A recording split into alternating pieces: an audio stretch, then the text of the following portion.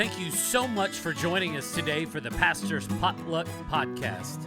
Here on the Pastor's Potluck, it's similar to a normal potluck where you might get something that you want and there may be something that you just want to pass up altogether. And that's okay. There's something here for everybody. Our goal here is to encourage you and maybe in the process entertain you. If you're ready, let's dig in. What are Welcome. you eating on? What? What are you eating on? Is it A cough drop? Okay, sorry. It's needed with the weather. It's cough Yeah. drops are the Well, it's called the Soothies. Erica got them for me. It was in my stocking stuffer. Or, I don't know. It could have been my mom. I don't know. And it's just, if you do like a lot of talking, a lot of singing and stuff, Yeah. it just helps. It's kind of like a numbing agent almost. It numbs my vocal cords. So. Have you ever had Ludens? Yeah. It's basically just candy. Yeah. Those are just candy.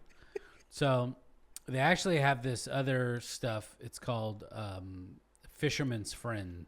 Mm-hmm. And it's old, it's like back whenever they used to call cough drops lozenges. And let me tell you what. It's one of those ones where you eat it and it opens up your sinuses and your eyes start to water. Yeah. And then you see unicorns off in the distance. You blink and then you see Jesus again. And you can breathe. Yeah. Like one breath is like equal to like 100 breaths. Oh, one of them like. No, but like it's good breath. Like you feel energized. Oh, okay. See, I was thinking with it being called Fisherman's Friend, it was like tilapia flavored or something. Ew. I don't know, What? man. Yeah. That is why you are not in research and development in the food industry. That's a terrible idea. No, it's supposed to be like the cool sea breeze. Oh, that makes sense. Yeah. That makes sense. Not tilapia. Yeah, not tilapia. You don't want to eat tilapia anyways. That's a dirty fish. So, You know what fish we used to eat a lot? My grandma took us to ponds to go fishing. And so we always ate them sunfish, like sunny fish. We call them sunny fish. Oh, you ate Little sunfish? Those, Yeah, sunfish. talk about dirt fish. Yeah. and bass. All the time. I've never had bass. Ugh. I don't know why we So did I that. think sunfish are carp, right? I don't know. Just little yellow bellies. I don't know. The only sunfish I've ever heard of lived in the ocean. No, we called them little sunnies. They got little yellow bellies. They're like this big. Yeah, I think it's a carp. Yeah, why would you eat that? My nana gave it to us. So we That's we a pond fish. that's a waste of a fish. That's a waste of time. Oh, it is. It's like eating a little bluegill. We've ate them Well, too. you can eat bluegill. Like, it's easy to fillet those, but if it's just like this little tiny fish, Oh, like, is that where they were fish like- sticks come they from? were like this big. Must be. Anyway. Yeah. Sorry. So, welcome to another episode of the Pastor's Potluck Podcast. We're continuing our discussion on fasting, and I hope that y'all have enjoyed all of the stuff and the testimonies and things that we have been talking about with Pastor Scott the first week, and then we had Cheryl and Anna last week. And this week we have Aleigha and Will. I think this is going to be a pretty good conversation because this is going to give us a different perspective because y'all are interns. Yep. And you are relatively new to following Christ within the last 2 years, right? A little longer than that. That's Little like longer. 5. Yeah, 5-ish. 5. Yeah. But How definitely young in the faith. But how long? Yeah, but how long have you been sober? Sober, oh yeah, so less than 5, like 4 years almost. Really? Yeah. Oh. Good, September, actually. Okay, closer to 3 than 4. But Yeah. What about you? Since 2018. Since 2018, Yeah. and you've been coming to I came- Southridge Almost 5 years. almost 5 years. So, is this y'all's like first fast? No, I'm 4 years. Next year will be 5 because Abel will be 5 in February, and I brought him after he was born a couple months. Yeah. So Yeah. my first fast was a while ago. And I think it was right after I started coming here in 2021. And I remember not knowing exactly what it was. So I had to I had to call up Pastor Scott and be like, how do I do this? Yeah. Yeah. Is it yours? So your first one? Me and my husband, we did a fast a couple months ago. Just the two of us. We were going through some stuff, and so we wanted to do a little fast, do some praying, and just see what God revealed to us. And I kind of didn't know a lot about it. Like my husband, he knew more about it because he's like read the whole Bible, and he's knowledgeable. He contains all the knowledge. And so I had to look into it, and I'm not even sure I did it right. Like it didn't feel real sacrificial, if that makes sense. Like I just cut out pop, and I was just drinking water and tea. And then I cut out social media. So I cut those two things out, but it was like whatever. You know what I mean? I didn't feel like a big desire to want to do it, if that makes sense. Yeah, I think that you like during that, because that's all you drink is sodas. Yes. I think that you were more angry at the decision that you made to not drink pop, as opposed to So I would venture to say that this is probably like your first go around, like being super intentional. Yeah. What has motivated you this time to go through with the fast? Yeah. So I think for me, you don't have to get into like specifics if you're asking or believing something from God. I think what's really motivated me is I hear other people's stories and like how God has spoke to them. Like Pastor Scott, for example, a couple weeks ago on his podcast, how he was going to leave and like God spoke to him and was like, stay. Literally that. And I'm like, okay, I want to hear from God. You know what I mean? Because I sometimes honestly struggle hearing God's voice, like recognizing it. I don't think it's hearing it. I think it's recognizing it more than anything. And so in this moment of fasting, I'm able to just listen more. Yeah. You know what I mean? It's like, okay, I want to hear God's voice, so I'm just going to keep going through it. Yeah. I think that's definitely same, like what I've been looking forward to, you know, like give me a word. I want a word. Yeah. But like it's also a reason why I think I'm not doing it right. Like I decided to fast sugar and it's like, bro, that's a huge one. Yeah. Yeah. But I should have been more sacrificial with that, I think, because it's, you get it like a week out, you're just kind of like, okay, you know, it's the body doesn't really worry about it anymore. Yeah. So I think like I should have went more in depth with like sacrificing a whole meal or two, you know? Yeah. So the other week I shared like what I was fasting, right? So I was going to not eat after 8, which I'm only up for a couple hours anyway after that. So it just didn't seem real sacrificial, and I was just doing it anyway. I just having sleep for dinner. Yeah. And then like the yelling, like I just want to stop yelling because I yell all the time.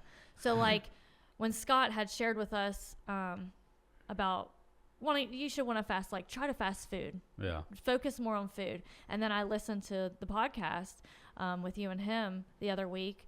And I had been doing some research, watching some other people that I trust and look up to, just getting more knowledge on it. Mm-hmm. And God was like, okay, you have to change something because I'm not feeling real sacrificial. The yelling part was hard.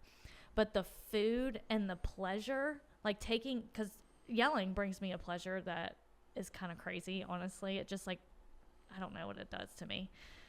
And then the food. Taking both of those things, it's going to cause me to lean more on God. You know what I mean? And seek him more and just grow my relationship with him. So I changed it up. And I'm now doing a fast from 9 to 2. And it's open to be adjusted. Like if something comes up, like anything like that, or if I have to take something late, like my medicine or something, then I'm adjusted just a little bit, but still that same type of time frame. Mm-hmm. Because, dude, I want to eat during those hours. You know what I mean? Oh yeah. Especially when everybody else isn't snacking or tum-tums growling because it's lunchtime. That's how I feel Just when, like, sacrificing. after dinner, I always want a little sweet treat, you know? Yeah. And it's been a struggle, I'll say. That's probably when it's been the worst, and I've had to lean the most on God is after dinner. Yeah, I think sometimes we have to just like really, really, really take a step back and look at the purpose of it. Yeah. You had mentioned earlier that, like I want to do this so I can, get a word from God. And I think that it's more of just getting back to spiritual disciplines than That's anything. Good. Yeah. Because so many times we do fall out of that rhythm of being reliant on God. Mm-hmm. And this is just a way of kind of like correcting the course. Because even if you're just like going in a straight line and everything's really good, but if you just go 1 degree, if you just turn just 1 degree, the further that you advance, the larger that gap becomes of where you need to be. Because you're just like, I'm just, I'm really close to where I need to be, and that's okay. And so you keep on walking and keep on moving in this straight line. Well, it's not a straight line anymore because you're 1 degree off. And so much further in the distance in this spiritual journey that we are on, because we tolerated the 1 degree, 6 months could go by and you're so far off course. And so that using fasting as a way to go, okay, like I need to get back on my reliance and my dependence on God, because it's real easy to just do things on our own, because that's just the way we're wired as humans. But also at the same time, I do think that it is okay if you are seeking God for some clarity or, for a decision that needs to be made. We've heard Pastor talk about it from the stage to where he did do a 40-day fast and prayer, and the 40 days came and went, and he didn't get his answer from God. Yeah. And so he was just like, guess I'm going to continue to do this another 40 days until I hear from God. And I think that it's in those moments that there's this connection that is made between heaven and earth. Yeah. It really is, because God wants us to rely and depend on him. Yeah. Because we need it. Yeah. Like we need it desperately. And I think that whenever we get to these moments, these crossroads where we're like, okay, I've gone 40 days, or I've gone 31 days, or I've gone 14 days, whatever the length of your fast is, even if we haven't heard from God, and then sitting there going, you know what, I'm going to do this until I hear from God, because I need his direction. Yeah. Like, I need his wisdom. I need his peace. I need his whatever it is in the circumstance that you're looking for and praying for. Like we just have to rely on God. Yeah. And that's just not as ministers. That's for anybody that considers himself a Christ follower. Yeah. Even more so for ministers, because we're trying to point people to that same Jesus that we all know. Yeah. And we've got to lead by example through that, like, right? We just depend and rely on God. So, Will, aside from the sweets, have you encountered any unexpected challenges in those moments where you were just faced with those things? Talk to me about how God has shown up in those moments. Well, he keeps giving me the strength, because it's like, if it was reliant on me, I'm sitting there telling myself over and over, give in, just go ahead. Just go ahead and do it. But then I'm like, no, what's the Lord say about it?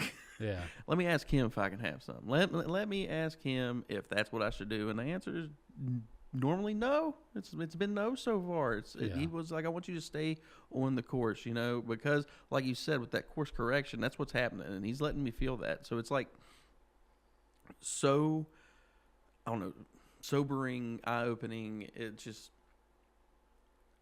the closeness that I've gotten to feel after such a busy time, being overburdened, it's really just has been a great way to start fresh and show me the Lord. It just to be able to be closer to Him, because I had been feeling a bit of distance, that distance that you normally feel when you get off course. Yeah. And it has really, corrected that. And the Lord's shown up for me. He's shown up to show me that, even though that you might be going a little bit astray, I'm going to reel you back in. I'm going to give you a little something to let you rely on me, to show you that you need me and remind you that I'm here for you. And it's been great. And I think that's the main way that, I've been affected by this, by how the Lord has shown up, is by just showing up and being like, I'm here. Yeah. Now, Aleigha, in what ways has fasting changed your perspective on prayer and worship, or even just your relationship with God? Like, in what ways have those areas changed? So, my daughter, I'm just going to tell you a little story. My daughter. I like little stories. Good. My daughter has been a sassy girl. Okay. She is a three-nager. Like, when they said that, I thought, no way. She has turned into sass, and she acts like she's 13 right now. She got in trouble at school the other day. She's now 3, so she gets to go in timeout. And the teachers had to do it all throughout the day because she would not listen. She was just misbehaving, picking at kids, taking toys, all the things. And she yelled at them and said she was going to tell her mom. And they said, well, good, we'll tell her too. And she was like, and I get in the car and I'm like, Sissy, what happened? Like, why'd you get in timeout today? It's fine, Mom. That's what she tells me. And then I said, okay. And then we're driving and I'm like, Eliza, what happened? Mom, it's not important. And like in those moments, I want to be like, yes, it is. Like, I want to get loud with her. So she's just been pushing me in a way that she hasn't ever. Yeah. And so there are times when we're home and I want to yell at my kids. This has been the most challenging part of my fast, is the yelling, because that's just what I turn to. I turn to anger always. And I have learned to take a step back and literally remove myself from the situation, to just say a quick prayer. Mm-hmm. I never do that, ever. So this fasting has taught me to do that. Yeah. And not just in that situation, any situation. Whenever I want to interrupt somebody, because I'm good at that, interrupting a conversation, I'm like, Aleigha, don't speak. If it's important, God, let me remember it. Yes. If it's important, God, let me remember it, and I'll say it later. And sometimes I do remember, and sometimes I don't. I'm still not the best at it. But it's teaching me to turn to God, right, and not turn to my flesh and let my flesh win. And it teaches me that I have authority over this flesh right now, because God's Spirit is living within me. You know what I mean? So it's literally taught me to rely more on God and see the power that He has given me. You know what I mean? Yeah. Because I don't think we realize that. And through the fast, like, I'm able to see that. So that's one of the main things that has just really happened. Yeah. It's something cool, Yeah. Because you don't know that stuff until you try it, Yeah. Now that we're going through like the church fasting and prayer guide for this renewed fast that we're doing, or I mean, this answer could be anything. So has there been a scripture that has stood out to you during those days whenever we're going through it, or has there been one that has come back to kind of like, okay, hey, like, this, God keeps on reminding you of something that you've read in the past? Like, has there been a scripture for both of y'all? This is the answer for both of y'all to answer. Yeah, so I have been going along. I'm actually probably like 2-3 days behind. That's okay. It's okay. But there is I've been doing along a study with some of the girls from the church, just reading it in the Bible plan, the same exact one that we're doing as church, just split up so we can all read and comment and see what God's actually speaking to us. And one of the things that's really stood out to me is what is the exact verse? Gosh, just having people who don't want to be corrected are fools. Like, accepting correction, accepting direction is wisdom and knowledge. Like, it's okay to be corrected and redirected. And when we don't accept correction from anybody, not even just God, but from other people, like, that makes us foolish. Yeah. You know, and that's something that has really stood out to me. Like, okay, take suggestions, listen to what people are saying, and don't say, oh, I already know that. Like, literally take it in and gain that, all the knowledge you can, and let it redirect you and re-guide your life. Yeah. So that's something that's really stood out to me, is the whole wisdom aspect of things. Like, what wisdom actually looks like. And I just think it's been really cool hearing about all that just on repeat, because that's basically what this is, like, just a repeat in a different way throughout the Proverbs, which is just really cool in my opinion. And it's like trying to lock it in, you know, because something that I've had in my mind about this whole thing is everybody talks about how hard it is to, you know, when you're in these moments, to rely on God. When you're going through something tough, you want to, like you were saying, you want to take care of it yourself. You want to rely on yourself and do it. This fast, it's really cool because it's allowing us to train ourselves to, you know, to rely on God. We are controlling the whole situation to where we can kind of, it's like lifting weights, you know? Yeah. We're controlling the whole situation so that when we're not fasting, when we are in these tough moments, we will have, when we're in these tough moments, we'll be ready. We'll have that muscle memory. Yeah. Kind of. And that's kind of what's been locked into my brain a lot with the idea of fasting, and, you know, with the consecutiveness of it. It's building that up over and over. That's what that made me think of. I kind of went off on a tangent, I think, but that's all right. You're right. Yeah, I think for me, like, the thing that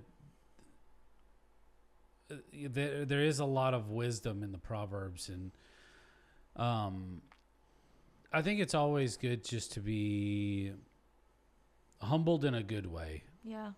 Because it's very easy for our attitudes to kind of like, I've got this, you know, like, oh yeah, like, oh, I've been following Jesus for like 10 years, man. Life is good. Life is good. And just being reminded of, like, my place and where I've come from, and also that I'm a follower of Jesus. I'm a servant of him. Yeah. You know, I think and being okay with that. I think so many times we want to be the right-hand man, but I just want to be obedient to what he's asking me to do. I was talking to you about this earlier today, Aleigha. Yeah. Was that anytime God asks us to do something, we just have to be obedient. Yeah. And I think the more that we are obedient to him, there is this show that we are reliant on him. Because we're saying, hey, you're directing and orchestrating our steps. And it's not like I'm just doing it myself. It's you're saying, put your foot there and step there. Because you know that is going to be a safe spot for me to put my foot. You know that it's not going to be on shaky ground. You know that I'm not going to stumble and fall because of my balance being off, because you wouldn't do that for me, God. Like, being obedient to what he's asking me to do. And the more that I'm obedient, the more I know that I can get up and start running in the direction that he wants me to be running. Because he knows that if he asks me to do something, I'm going to do it. And I can trust him to not ever let me down. Yeah, it's good. That's good. Yeah, just being obedient. I don't know. I've been stuck on this for a little while. I just want to, if God asks me to do something, I just want to be able to do it. Yeah. I don't want to make excuses. I don't want to. I just want to be obedient. And so whenever he just says, "Hey, Jared, take a fast. Like, you need to do this." Like, whenever I feel it, and it's like that's what I know what I'm supposed to be doing, I'm just gonna do it. Yeah. And if he tells me something at the end of it, great. And if he doesn't, I'm fine with that as well.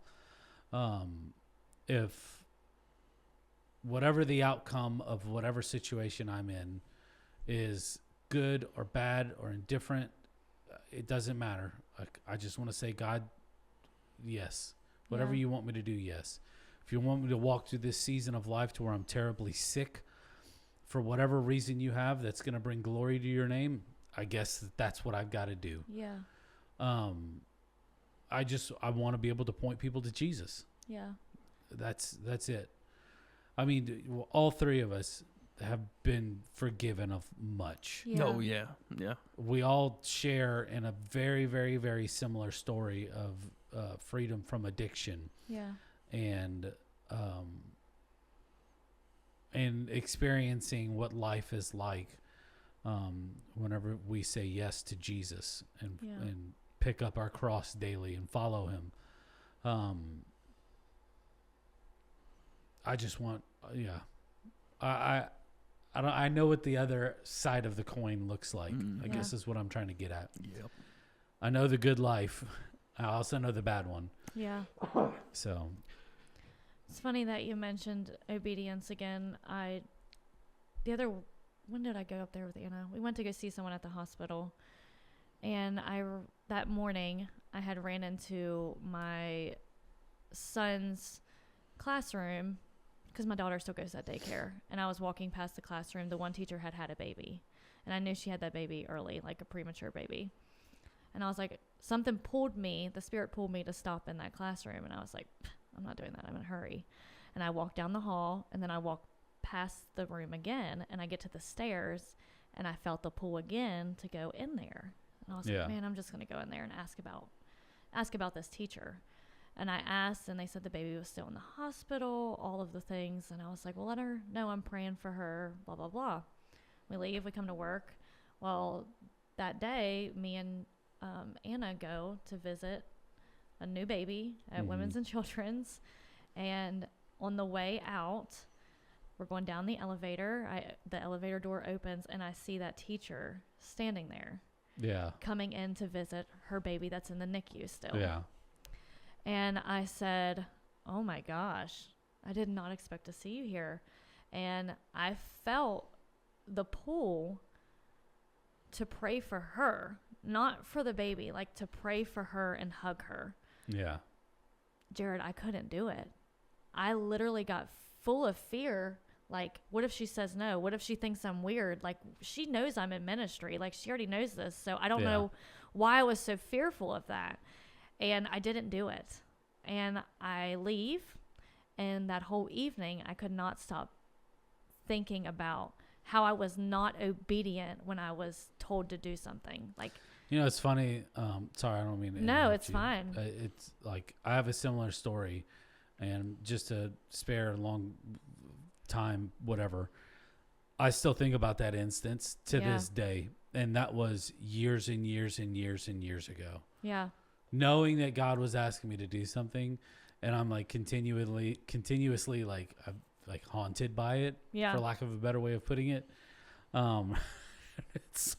It's so frustrating because you're like, but it's a good reminder of just, hey, dude, if you feel that God's asking you to do something, you just need to do it. Yeah.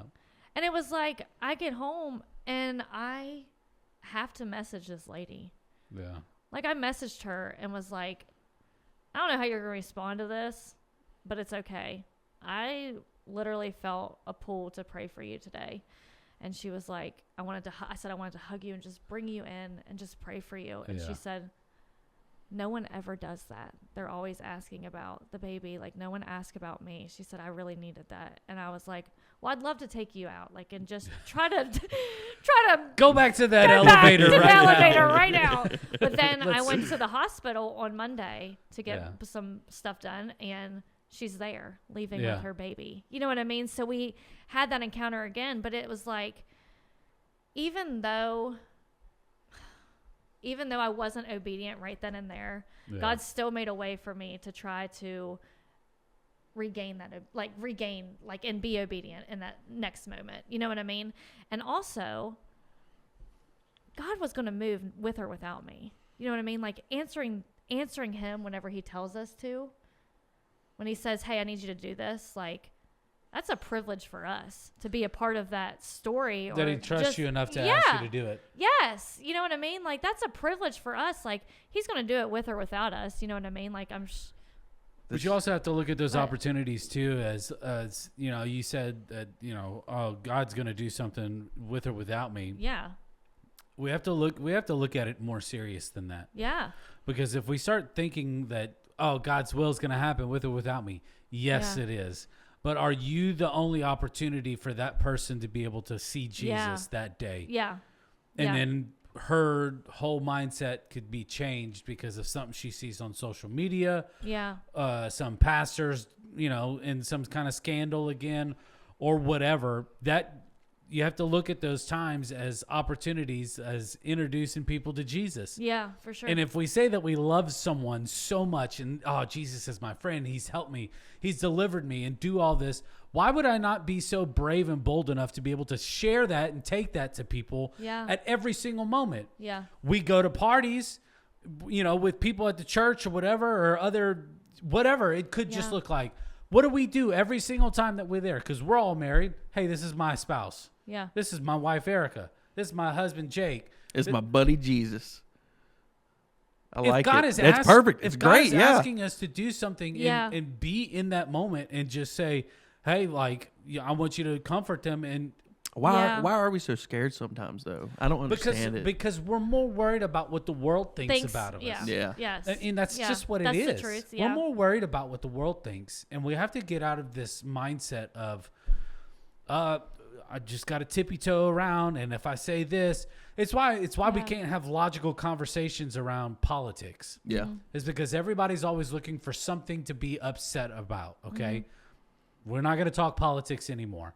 But what I'm saying is that we are so afraid to share with people about Jesus is because it's getting treated the same as, well, you don't think, believe, and say and do the same exact things that I do. And so it's just not going to, this conversation is not going to go well. Yeah. We've all been in those conversations where we talk about, you know, like, this is the best video game of all time, and this is why I think that.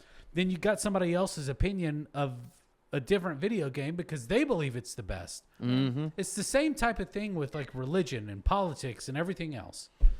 And we've gotten to the point to where we're going, well, this is my Jesus, and they probably have their own version of Jesus. Or whatever their religious beliefs look like. And there's not going to be any common ground. There's not going to be any kind of leeway or headway or anything like that. And we're not trying to get into these conversations to argue and persuade people. We're just trying to say, hey, can I tell you what Jesus is doing in my life? Yeah. Yeah. Like some good things that are happening because of God. I mean, we're not trying to beat people over the head with religion, right? Yeah. Yeah, no, yeah. It's just like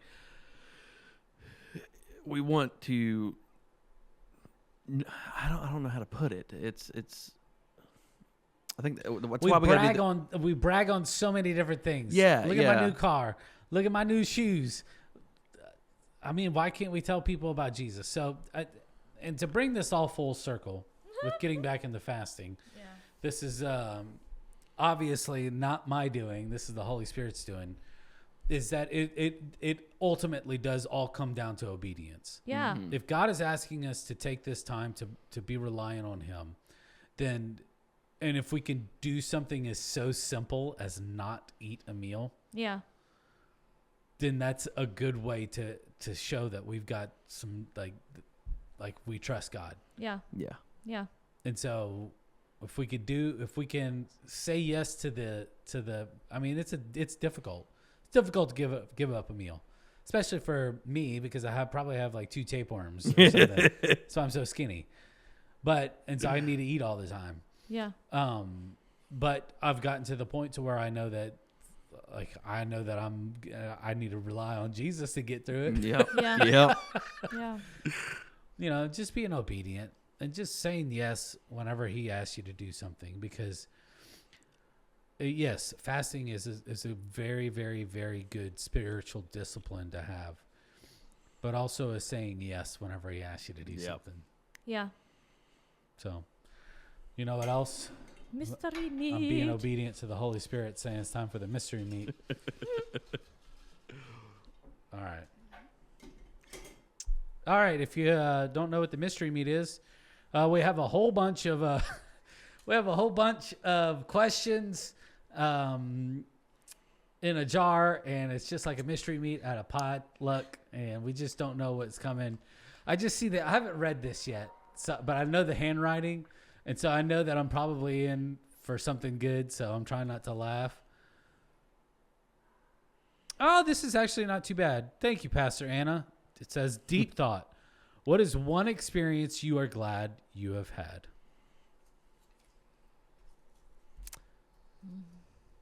I'll tell you one, but a hard one. What's that? That's a great one, but a hard one.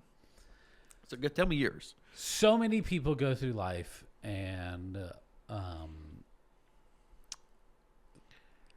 they are not fortunate enough to have an amazing spouse. I am glad I have the absolute most supportive and amazing wife of all time. Don't start that. Sorry. Don't start that.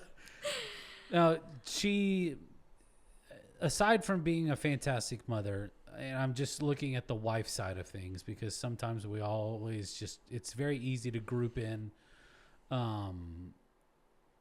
wife and mom in that category. And I don't want to do that this time. I want to just, she loves me, I want to say probably just like a couple of hairs right below where Jesus loves me. We have our moments. We had a moment today. But her love is so unconditional, because she saw me at my worst. And even though she wanted to give up, and she had every valid reason to be able to do so, she didn't. She saw something in me whenever most people didn't. She still sees things in me that I don't see. She is my absolute biggest cheerleader. She's just incredible. And I love you, babe. I hope that you understand that. And I can't thank God enough for having you in my life. That was really sweet. She's going to enjoy that. Happy Valentine's Day. Happy Valentine's. I'm just joking. It is coming up, but no. I just open up a card and it's just me saying that. Put the QR code right to this spotlight. Yeah. Oh, man. What about you, Will? Me? Yeah. So, look, it's just one experience that you are glad that you have had. One that's been on my mind lately, just, because life's changing. People are getting older. I'm getting older. I have this memory of, Dad chilling, watching TV, laying on his stomach, and I'm just sitting there on his back watching TV with him. Yeah. And it's been on my mind a lot lately, and I'm glad that I got that to do that, and that I can remember it, because it's like I was young and small enough that memories are probably infrequent. Is he a hairy man? Yeah. That's probably why. It's like you were sitting on a bear rug. Yeah. Sorry, I don't mean to ruin your experiences. I think just keep my mouth shut from here on out. That adds to it. Yeah.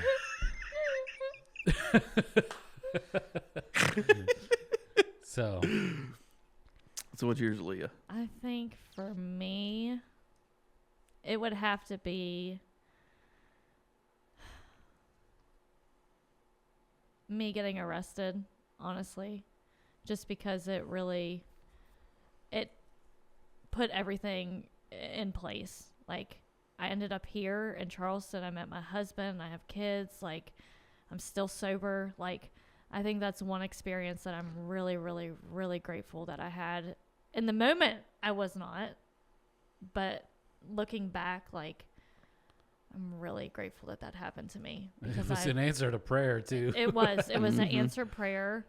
Not only just mine, but my grandparents, my mom, probably, like everybody, you know. So it was just the best experience I could have had, honestly. Yeah. It sucked being in there, but it led me here to where I'm at today. So. This is a good one. Appreciate y'all for listening.